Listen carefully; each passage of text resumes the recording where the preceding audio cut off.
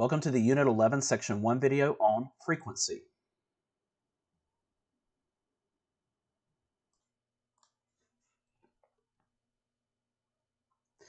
The frequency of a data value is the number of times it occurs.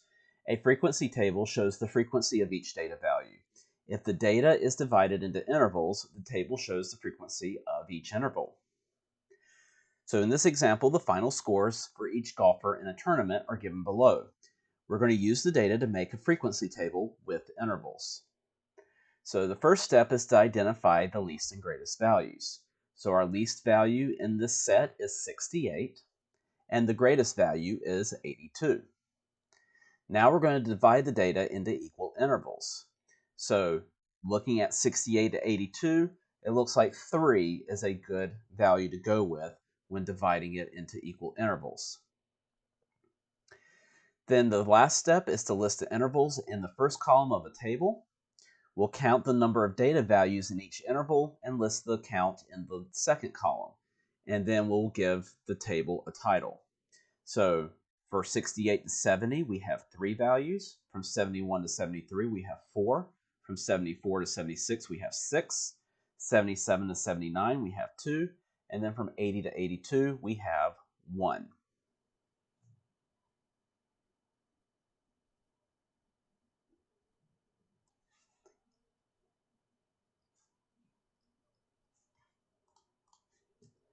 A histogram is a bar graph used to display the frequency of data divided into equal intervals. The bars must be of equal width and should touch but not overlap. So we're going to go back to the frequency table that we just did to make a histogram. First step is to use the scale and interval from the frequency table. So we're going to set it up this way, topping out our y-axis with 6, a frequency of 6, and putting our intervals below on the x-axis. Then we're going to draw a bar for the number of scores in each interval. All bars should be the same width, and the bars should touch but not overlap. So from 68 to 70, we had 3. We had a frequency of 4 for 71 to 73. From 74 to 76, our frequency was 6. From 77 to 79, our frequency was 2. And for 80 to 82, our frequency was 1. Then finally, title the graph and label the horizontal and vertical scales. So on the y-axis, we have our frequency, and on the x-axis, we have our scores.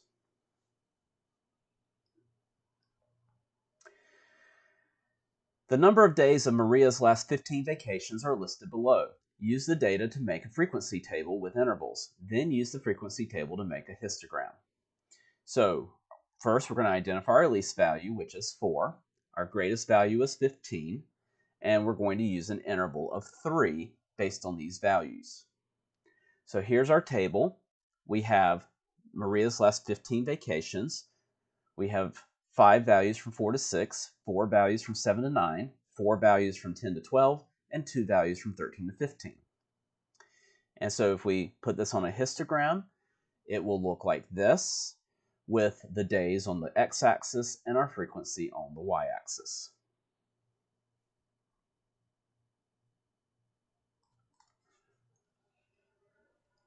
To show what portion of a data set each category in a frequency table makes up, you can convert the data to relative frequencies.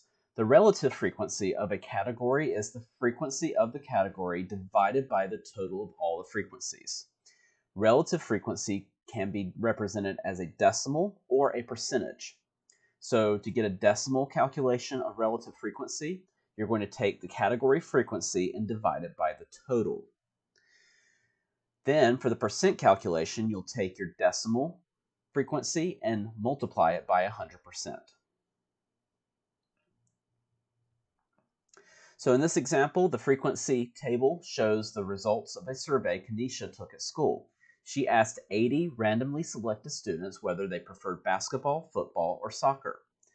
And we found that we have 20 who prefer basketball, 32 who prefer football, and 28 who prefer soccer, giving us a grand total of 80 people who participated.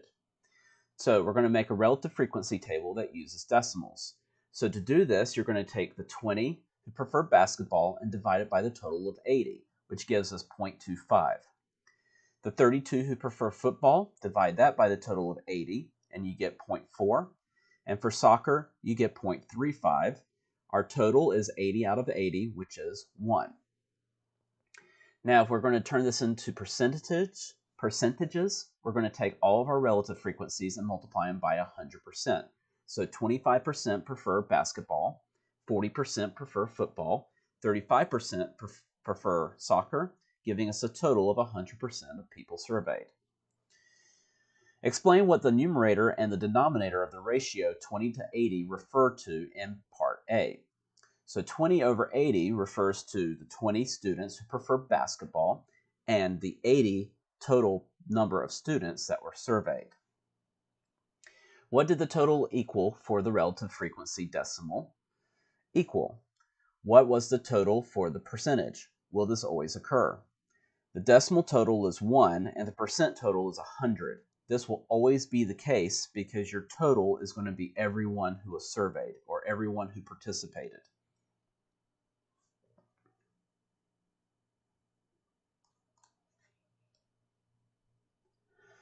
Data that can be expressed with numerical measurements is quantitative data. Qualitative data or categorical data cannot be expressed using numbers. Data describing animal type, model of car, or favorite color are examples of categorical data. If a data set has two categorical variables, you can list the frequencies of the paired values in a two-way frequency table. So in this example, Jenna asked 40 randomly selected students whether they preferred dogs, cats, or other pets. She also recorded the gender of each student.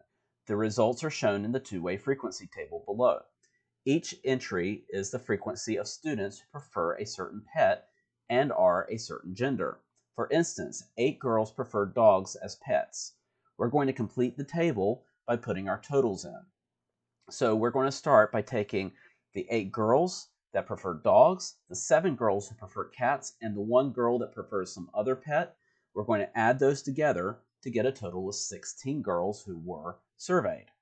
We're also going to take the number of boys that answered in these three ways, and we're going to add them together to get 24. So 10 plus 5 plus 9 is 24. We can get the total number who prefer dogs by adding the 8 girls and the 10 boys to get 18 students who prefer dogs. We can add the 7 girls and 5 boys who prefer cats to get 12 students who prefer cats, and then we have 10 students who prefer some other pet. Now we can add the total number of girls and boys, 16 plus 24, to get the total students who were surveyed, which is 40, which is what the problem told us. Or we can also add the number of students who prefer dogs, cats, or some other pet, and also get 40 that way. The totals for gender and the totals for the preferred pet should always equal the same grand total of students or people who are surveyed. Now look at the totals for each row. Was Jenna's survey evenly distributed among boys and girls?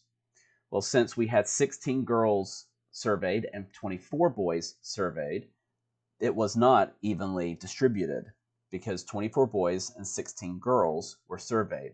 And since those numbers are not the same, they were not evenly distributed. Look at the totals for each column. Which pet is preferred most? Well, dogs are preferred the most because the total for dogs is greater than the total for cats and the total for other pets. 18 students prefer dogs versus 12 who prefer cats and 10 who prefer some other pets. You can extract information about paired categorical variables by reading a two-way frequency table. So in this example, 100 students were surveyed about which beverage they chose at lunch. The results are shown in the two-way frequency table here. We're going to fill in the missing information. So the first thing we can enter is 100 for the total students that were surveyed because the problem tells us that.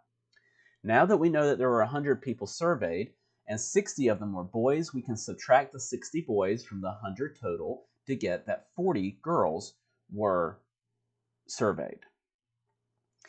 Now we can figure out how many girls prefer milk by subtracting the 10 who prefer juice and the 17 who prefer water from the total of 70 girls to get that 13 girls prefer milk. Now we can add up the girls and boys who prefer juice to get a total of 25, the girls and boys that prefer milk to get 37, and the girls and boys who prefer water to get 38. And we can double check to make sure that all of those totals add up to 100.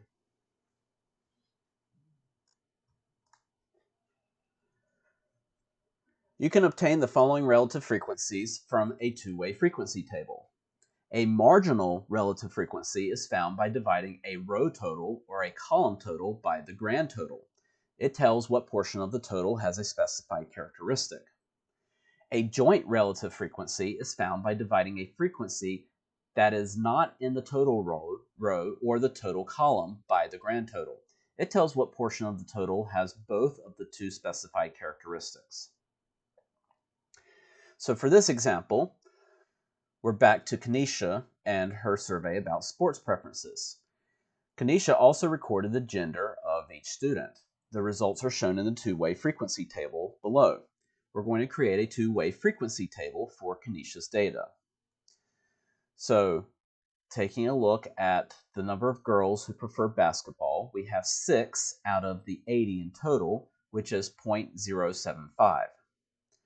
We have 12 out of the 80 who prefer football, and 18 out of the 80 who prefer soccer, and the decimals that go along with it. Now, if we take a look at the total number of girls, that's 36 out of 80, so 0.45 out of 1 were girls who were surveyed. So the 3 that refer to the sport preferred by a girl are joint frequencies, and then the total in the end is our marginal frequency. Now let's take a look at the joint frequencies for boys. 14 out of 80, 20 out of 80, and 10 out of 80. These are the joint frequencies for boys who like a preferred sport. Then if we take a look at the total number of boys, that gives us the marginal frequency of boys surveyed. We can also find the marginal frequency for students who prefer basketball, football, or soccer. Finally, if we take our total number of students surveyed and divide it by our total, we should have 1.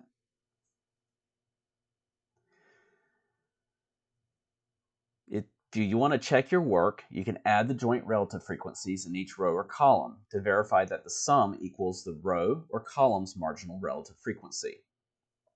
So, if we take the girl row, 0.075 plus 0.15 plus 0.225, that should equal 0.45, which it does. You can do the same for the boy row as well. We can also check the columns, the basketball column, the football column, and the soccer column to make sure our joint relative frequencies equal the marginal frequencies that are associated with them.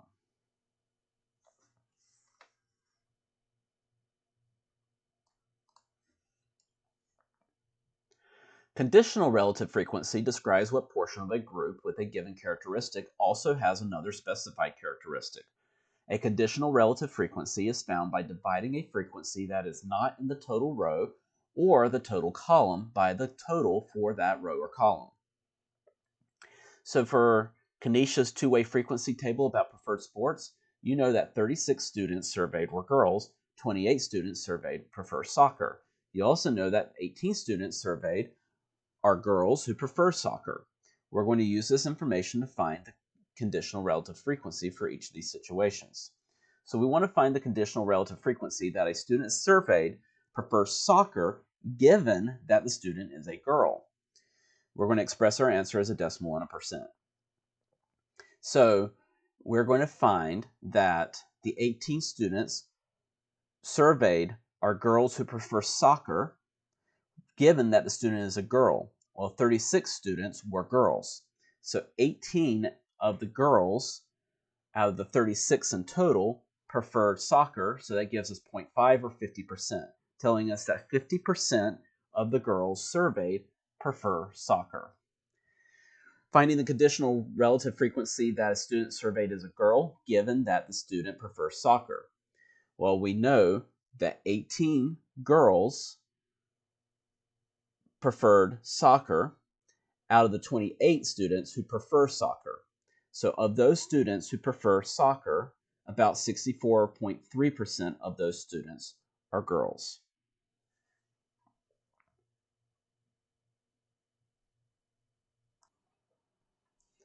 Thanks for checking out my video in the Foundations in Algebra series. You can subscribe to my channel. I've got the next video queued up for you, and if you need to check out any of the videos in the course, I've got the course playlist for you here as well. Thanks for watching.